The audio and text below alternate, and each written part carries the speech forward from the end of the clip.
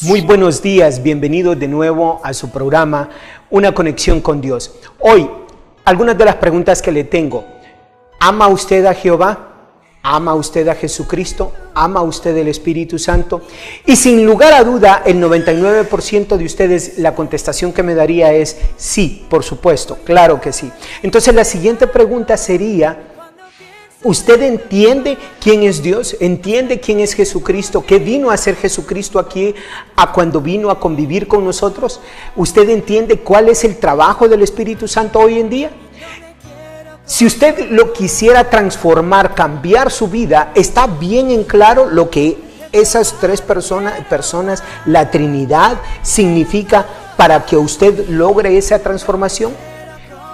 Si quisiera cambiar, transformar su vida de una manera, ¿tiene la fotografía, tiene la visión en quién se quiere convertir? Si es el caso, entonces quédese con nosotros y hoy en su programa Una Conexión con Dios le estaremos compartiendo el poder, cómo nos empodera Dios para poder lograr eso. No se vaya. Bienvenidos a su programa Una Conexión con Dios.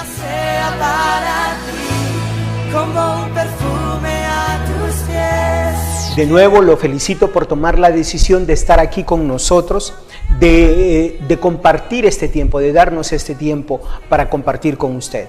Lo felicito porque es la mejor manera de cómo comenzar su día, de la mejor manera de cómo transformar su día y su vida.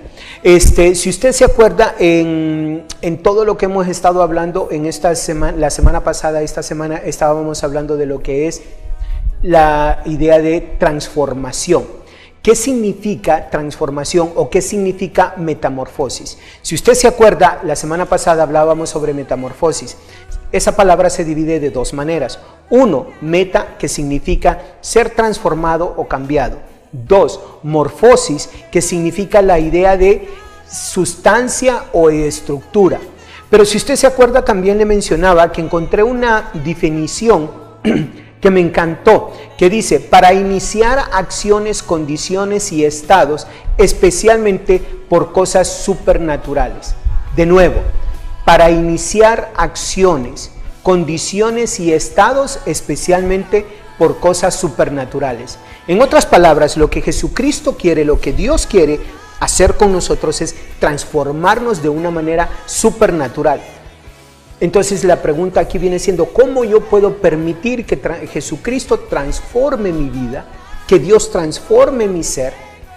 Porque lo que la Biblia nos dice es que si usted hoy día reconociera a Jesucristo como su Salvador, o si usted es un cristiano que ha estado luchando en buscar hacer esa transformación, pero por una u otra razón no ha logrado esa transformación como usted sabe que debería de ser, como Cristo quiere que usted sea. Si hoy pone en práctica lo que vamos a estar compartiendo, en cómo funcionamos, en qué es Jesucristo, en qué es Jehová, en qué es el Espíritu Santo, cómo funciona Dios a través de nosotros, cómo podemos permitir que Él trabaje a través de nosotros. Si usted hiciera eso hoy día, lo que sucedería si una persona lo mirara y no lo volviera a ver por los próximos 10, 15 años, lo que sucedería es que miraría a un ser completamente diferente, a una persona con apariencias físicas similares a las de hoy día, pero su ser, su manera de conducirse, su manera de comportarse sería enteramente diferente. ¿Por qué? Porque en la Biblia nos dice, si usted se va a 1 Corintios 5:17, dice: de modo que si alguno está en Cristo, nueva criatura es. Las cosas viejas pasaron, he aquí, todas son hechas nuevas. Todo es hecho nuevo. Entonces, si todo es hecho nuevo, estamos hablando de su ser, de su comportamiento, de su manera de pensar, de su manera de conducirse, de sus emociones. En el libro de Hechos, en el capítulo 2, en el versículo 38, nos dice que cuando nosotros nos bautizamos, el Espíritu Santo viene a morar en nosotros. Y en el libro de Juan 14:23 nos dice Jesucristo nos preparando a sus apóstoles, les dice que si se mantienen y son fieles a Él, y si hacen la voluntad de Él, que Él y su Padre vendrán y harán morada en nosotros. En este caso en ellos, y hoy día en nosotros. ¿A qué se refiere? Al Espíritu Santo. Entonces, la palabra de Dios nos dice eso. La pregunta es, ¿usted cree en la palabra de Dios? ¿Usted cree en esta santa palabra? ¿Usted cree que lo que dice aquí es verdad? Porque si usted cree que lo que dice aquí es verdad, entonces no hay una razón por qué no creer lo que Jesucristo nos está diciendo cuando Él estuvo aquí entre nosotros. Lo que a mí me sucedió, quizás usted se pueda identificar con esto. En 1994 yo acepté a Jesucristo como mi Salvador. Y yo realmente amaba y amo a Jesucristo. Pero en aquel entonces me llené de lo que se llama, o lo que yo le he llamado, la epidemia del moralismo. Me convertí, sí, en un cristiano, así acepté a Jesucristo como mi Salvador. Pero no entendía la capacidad o la grandeza de su gracia. Y vengo de un estilo de vida, venía de una enseñanza donde yo iba a ganar mi salvación de acuerdo a las obras que yo hiciera y no de acuerdo a recibir la gracia. Y a pesar que en aquel momento yo había entendido de que mi perdón de pecados era una gracia, no había entendido la profundidad de lo que eso significaba. Y quizás me lo enseñaron, quizás no estaba listo, quizás no me lo enseñaron, no lo entiendo y ahora eso es irrelevante. Pero esto es lo que sucedió y esto es lo que le sucede a la gran mayoría de los cristianos. Aceptamos a Jesucristo como nuestro Salvador. Queremos transformar nuestra vida, queremos amar a Dios, queremos darle lo mejor de nosotros a Dios, pero que ahora caemos en este síndrome, en esta epidemia de moralismo. Y cuando yo me refiero al moralismo, me estoy refiriendo a que nosotros caemos en esta tendencia a hacer cosas para aparentar ser cristianos, porque empezamos a luchar y a luchar y a luchar y a esforzarnos bajo nuestra propia fuerza de cómo lograr esa transformación, ese cambio. Y entonces miramos y nos dicen, un cristiano debe de ser esto, un cristiano debe de ser esto, un cristiano debe de ser esto. Y dependiendo a la iglesia que usted vaya, entonces tienen cierta cantidad de reglas. Por ejemplo, hay iglesias donde le dice que las mujeres no pueden ir de pantalones, que tienen que ir de falda. Por ejemplo, hay otras iglesias, hay una cantidad de reglas que son creadas por la mente y la religión de algo otras personas. Y las convertimos en reglas entre aquello que nos hace lograr la gracia de Dios y lo que no nos hace lograr la gracia de Dios. ¿Por qué? Porque venimos de esa idea de que lo que nosotros hacemos. Ahora, esto no es de ahorita. Esto no es en estos momentos de los últimos 100 años, 200 años, 300 años, 1000 años, 2000 años atrás. Si usted se va a la misma Biblia, usted va a ver que los mismos israelitas, habiéndolo sacado Dios de Egipto, ellos lo que hacían cuando pusieron ese montón cuando Dios le dio cómo se deberían de conducir y decir que tenían que llevar vacas, ovejas, un sacrificio para el perdón de los pecados, entonces ellos se metieron en la idea de que yo puedo hacer esto, yo puedo hacer aquello, pero llevo esto para el perdón de mis pecados, para que Dios me perdone. Y no entendimos desde ese entonces, no entendimos que lo que Dios quería era una relación con nosotros.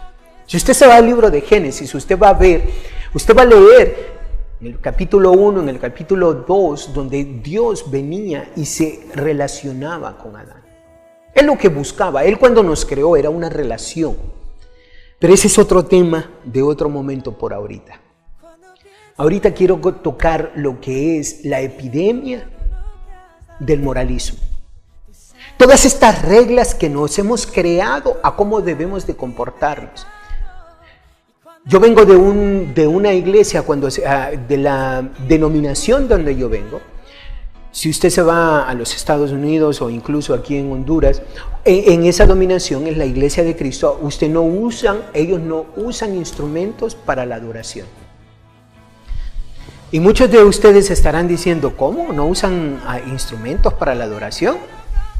¡Qué aburrido!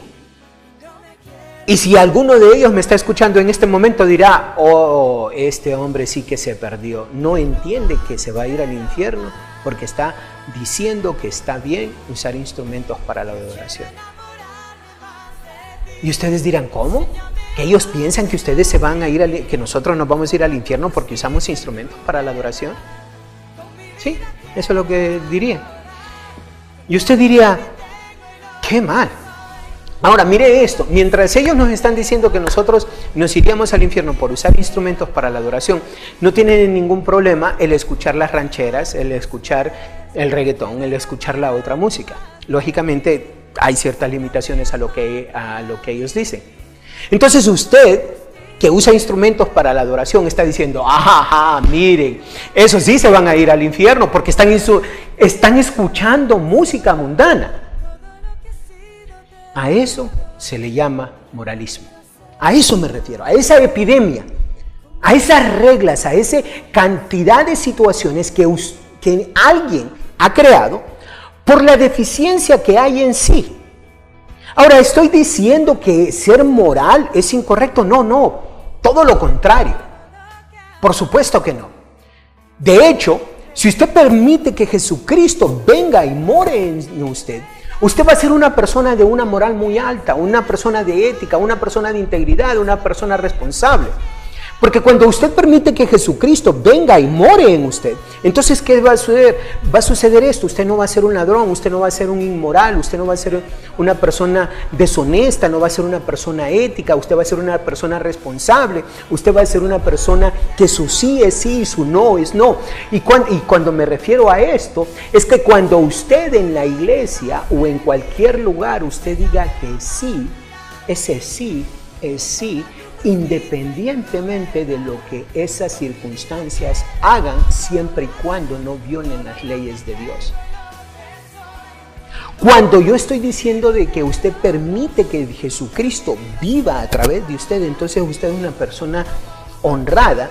Y no me estoy refiriendo a honrado a la persona que se va, al ladrón que se va a una gasolinería, que se va a un banco con una pistola y roba, o que se va en el bus o en algún lugar y van y roban. No, me estoy refiriendo a usted como cristiano, cuando usted está trabajando y usted está implementando 1 o 2 horas para hacer sus cosas personales y su empleador le está pagando por el trabajo que usted debería de estar haciendo en ese momento. A ese robo me estoy refiriendo. A ese tipo de moral me estoy refiriendo. Me estoy refiriendo al tipo de moral en donde usted no a la persona que no le es infiel a su esposa. ¿Que es malo serle fiel a su esposa? No, por supuesto que no. Es bueno ser fiel a su esposa. Pero me estoy refiriendo a la persona que mira a una mujer bonita pasar y va con sus ojos y deja que su mente se vaya con ella. Que respeta a su esposa aun cuando su esposa no está presente. Que respeta a las damas cuando esté o no estando su esposa. A ese tipo de transformación le estoy llamando. Está muy por encima de lo que alguien mira. ¿Por qué? Porque ya no es importante si alguien me está viendo o alguien no me está viendo. Es importante qué es mi relación con Dios. ¿Usted le ha tocado en algún momento fallarle a alguien? Y que le dice discúlpame y discúlpame y discúlpame y discúlpame, puede ser en el trabajo, puede ser con su pareja, puede ser con quien sea. Y usted sigue cometiendo el error. Y llega el momento donde usted vuelve a cometer ese error y usted viene y le dice discúlpame, pero como que ya la persona está cansado de escuchar ese discúlpame. Y llega el momento donde usted viene, se sienta a la persona y posiblemente con lágrimas en sus ojos, viene y le dice, perdóname, de verdad, no quería hacerte daño. No quería causarte ese dolor. A esa relación. Cuando usted crea esa relación con Dios, cuando usted no hace las cosas, no por lo que aparenta, no por lo que otra persona vaya a decir, no por lo que otra persona vaya a pensar, no por lo que su pastor le dice, sino porque usted ha creado una relación con Dios. Y Él, que lo mira todo y que está en usted, se da cuenta cuando usted piensa algo que no va de acuerdo con lo que Él es. A ese tipo de cristiano me estoy refiriendo. Y cuando yo digo a la epidemia moralística, de morales, a eso me estoy refiriendo. No me estoy refiriendo a que no es correcto ser moral. Por supuesto que es correcto ser moral. Pero la moralidad a ese nivel, cuando Jesucristo viene a vivir a través de nosotros, se lleva a un nivel muchísimo más grande de lo que es apariencias. Usted me dirá, Alexis, pero eso es imposible. Y déjeme decirle una cosa, sí. Es imposible cuando leemos este párrafo de la Biblia. Si usted se va a Romanos 6:6 y lee esto, donde dice, sabiendo esto, que nuestro viejo hombre fue crucificado justamente con él, para que el cuerpo del pecado sea destruido a fin que no sirvamos más al pecado. Cuando leemos eso y decimos y meditamos en ese pasaje, sabiendo esto, que nuestro viejo hombre fue crucificado justamente con él. ¿Y por qué fue crucificado justamente con él? Porque cuando nos bautizamos y nacemos de nuevo, cuando aceptamos a Jesucristo como nuestro Salvador, cuando decimos, sí Señor, acepto, reconozco que soy un pecador, te reconozco como mi Salvador, en ese momento somos crucificados con Él y somos levantados con Él. Pero no solo crucificados, sino también levantados. Y dice, para que el cuerpo del pecado sea destruido. Oiga bien, para que el cuerpo del pecado sea destruido. ¿Qué significa cuando destruimos algo? Lo descomponemos, lo hacemos pedazos. Y ahora no sirvamos más al pecado. Entonces, usted me dice, Alexis, yo quiero vivir esa vida. Yo quiero ser ese hombre. Pero antes de entrar en eso, mire lo que le dice en lo siguiente. En Romanos 6:17 dice, pero gracias a Dios, que aunque erais esclavos del pecado, habéis obedecido de corazón a aquella forma de doctrina a la cual fuisteis entregados. Y libertados del pecado, vinisteis a ser siervos de la justicia, en el versículo 18. Entonces venimos a ser siervos de la justicia, pero usted me dirá, Alexis, yo no estoy viviendo eso. O quizás por encima usted venga y me diga, o haga lo que hacemos, lo que yo hice por mucho tiempo en la iglesia. Voy a la iglesia, me reúno con personas en la iglesia, en el edificio, y cuando nos leen esto decimos, sí, gloria a Dios, ya no somos pecadores. Y entre el grupo y cuando estamos conviviendo con hermanos, sí, ya nosotros somos vencedores. Pero usted, dentro de usted, si usted es como me pasó a mí, y como le pasa a un gran sinnúmero de cristianos, y vienen y dicen, Alexis, te escucho, entiendo la palabra, pero yo no estoy viviendo esa libertad. Yo estoy teniendo ese problema de adicción al alcohol. Estoy teniendo ese problema de adicción a las drogas. Estoy teniendo ese problema de adicción a la pornografía. Estoy teniendo esa adicción a robar. Estoy teniendo esa adicción a mentir. Estoy teniendo esa adicción a ser un chismoso en mi propia familia, con mis propios hijos, con mi propia esposa. y en la iglesia, donde no puedo mantener mi boca cerrada, donde no puedo ser honesto, leal a mis amistades. Estoy siendo deshonesto. Usted en este momento quizás estará diciendo: Alexis, yo quiero cambiar eso. Yo quiero cambiar. ¿Cómo logro ese proceso? Y esa es la razón por qué estamos hoy aquí. Esa es la razón por qué estamos en este programa. Para que pueda usted lograr esa victoria, esa transformación, ese cambio, para que pueda entender qué es lo que Jesucristo hace. ¿Qué es lo que Dios hizo? ¿En qué manera Jesucristo nos empodera? ¿Y qué es lo que Jesucristo hizo cuando vino aquí? Convivió con nosotros. ¿Qué fue lo que logró al hacer eso? ¿Por qué hizo eso? Para poder lograr ese cambio, para poder lograr esa transformación, para poder permitir que Jesucristo viva a través de nosotros y realmente ser unos cristianos 100%.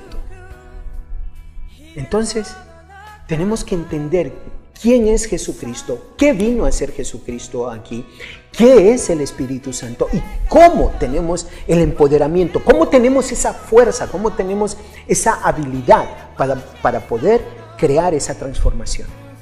En Romanos 7:24, usted leerá esto, dice: miserable de mí, ¿quién me librará de este cuerpo de muerte? Eso es lo que dice el apóstol Pablo. ¿Por qué dirá esto el apóstol Pablo? ¿Por qué escribirá estas palabras? Mire qué fuerza en la palabra que escribe. Miserable. Cuando a usted le dice, escucha esa palabra de miserable, ¿qué es lo que le viene a la mente? Y dice lo siguiente: de mí. O sea, él mismo. Usted en este momento, conociendo lo que es el hermano Pablo, sabiendo lo que estaba viviendo en esos momentos cuando él está escribiendo estas cartas, y dice: miserable de mí. ¿Sería que él estaba luchando con algunas cosas que usted pudiera luchar? ¿Que usted estará luchando en este momento? Y dice: ¿quién me librará de este cuerpo de muerte? Pero fíjese lo que dice en el versículo 25, 7:25, Romanos 7:25. Gracias doy a Dios por Jesucristo Señor nuestro. Así que yo mismo con la mente sirvo a la ley de Dios, mas con la carne a la ley del pecado. Deténgase un momento. Si me está poniendo atención, diga amén. ¿Me está poniendo atención? Si no me está poniendo atención, este es un momento que usted necesita parar de lo que esté haciendo, necesita traer sus pensamientos hacia esta reflexión.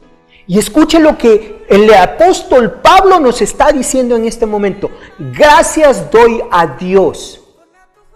¿Qué es lo que sucede cuando usted está dando gracias? Está con un sentimiento de ¿qué? De gratitud.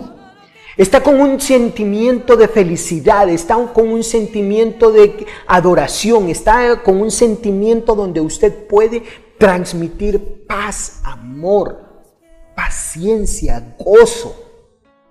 Eso es cuando estamos en un sentimiento de gratitud. Y dice: gracias doy a Dios por Jesucristo Señor nuestro. ¿Por qué le da gracias a Dios por Jesucristo? Ahorita vamos a ver eso.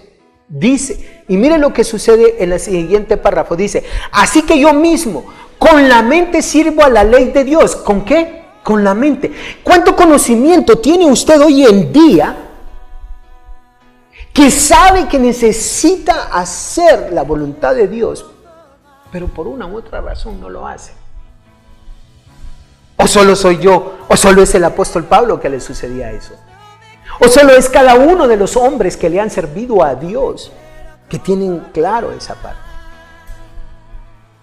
Ahora fíjese lo que dice al final de ese versículo. Mas con la carne, la ley del pecado. Con esta carne le sirve a la ley del pecado. Pero ¿cómo podemos transformar eso? Mire lo que sucede. Si nos vamos a Efesios 4, versículos 7 al 10. Es de suma importancia que en este momento, si usted quiere transformar su vida, si usted quiere ser otra persona completamente diferente, si usted quiere que dentro de 10 años las personas volteen a ver hacia atrás y miren a la persona que usted era en ese momento y la miren ahora, puedan entender de que hay una completa transformación en su vida, porque usted entendió lo que estamos a punto de compartir. Deténgase. Esto le puede transformar su vida completa. Si pudiera cambiar algo su vida, ¿se detendría en este momento? Si me está poniendo atención, dígame. Detenga. Lo que no importa lo que está haciendo, no hay cosa más importante que entender este mensaje hoy día en lo que les voy a comunicar. Mire lo que nos dice Efesios 4, 7 al 10. Y medite sobre esto. Pero a cada uno de nosotros fue dada la gracia conforme a la medida del don de Cristo. Es el versículo 7. Pero a cada uno de nosotros fue dada la gracia conforme a la medida del don de Cristo. ¿Cuál es el don de Cristo? Vamos para ahí. En el 8 dice, por lo cual dice, subiendo a lo alto, llevó cautiva la cautividad y dio dones a los hombres. Y eso de que subió, ¿qué es? Sino que también había descendido primero a la parte más baja de la tierra. Y en el 10 dice, el que descendió es el mismo que también subió por encima de todos los cielos para llenarlo de todo. Esto es lo que le recomiendo. Subraye, dada la gracia conforme a la medida del don de Cristo. Medite, ¿qué significa eso? ¿Qué es esa gracia de acuerdo a la medida de Cristo? En el versículo 8 dice, y dio dones a los hombres. Y le voy a explicar esto. ¿A qué se refiere? ¿Por qué el apóstol Pablo? Recuerde que esto se lo está escribiendo a los romanos. Entonces, ¿qué es lo que el hermano Pablo está queriéndoles dar, transmitir? ¿Cuál es la figura? ¿Cuál es la fotografía? ¿Cuál es la visión que el hermano les quiere dar? Esto es lo que sucedía en esos momentos. En esos momentos era un rey y usted se iba a pelear contra otro reinado. Entonces esa pelea podía durar semanas, podía durar meses, podía durar años. Porque ¿qué es lo que sucedía? Las ciudades estaban en una fortaleza. Entonces, cuando usted iba a pelear contra ese reinado, usted lo que hacía era empezaba a cortar todo el servicio de agua, de alimentación, que no entrara nada ni saliera nada. ¿Okay? Llegaba el momento donde usted lograba ganar la batalla. Cuando usted lograba ganar la batalla, lo que sucedía era lo siguiente. Usted tomaba a las personas como esclavos, tomaba posesión de todo lo que ellos poseían. Entonces, usted regresaba a su casa, a su pueblo, a su reinado, y en lo que usted regresaba estaba toda la gente de su reinado que no había ido a la guerra, aplaudiéndolo, felicitándolo. Por lo general, usted iba en un caballo blanco, la persona iba en un caballo blanco, ya fuera el rey o ya fuera el general. Entonces iba esta persona, atrás de él iban todas las personas que habían peleado junto con él, iban en su uniforme de gala, ¿okay? Sus soldados. Atrás de esos soldados venían las personas a quienes ellos habían logrado conquistar. Y normalmente lo que hacían era que los traían sin camisa. Si los querían avergonzar completamente, los traían completamente desnudos. Y eso era para avergonzarlos todavía más. Pero atrás de los esclavos, atrás de la gente que habían cautivado, venía lo que era el botín. el oro, la plata, el ganado, todo lo que habían logrado cautivar, el botín. Entonces, si usted era una persona que estaba en ese momento dándole porras a su rey, a su general, porque había ganado la guerra, entonces le podía tocar que le dieran una vaca, que le dieran una esclava, que le regalaran algo de lo que era el botín que se había conquistado. Y eso era una manera que para que cuando usted estuviera en su casa y mirara a la vaca, si era que le había tocado, si era una mujer, le había tocado una vaca, por darle un ejemplo, y mirara a la vaca y le fuera y le sacara leche a la vaca, usted se acordara de que su rey le había dado eso. Si era una esclava, era para que cuando mirara a su esclava, se acordara de que su rey le había dado eso. Entonces la fotografía que Pablo quiere transmitir, la visión que Pablo quiere transmitir cuando dice y dio dones a los hombres, a eso se está refiriendo. Pero ¿qué don es el que Jesucristo nos da a nosotros? ¿Qué don es el que Dios nos está dando? Que Dios me le bendiga.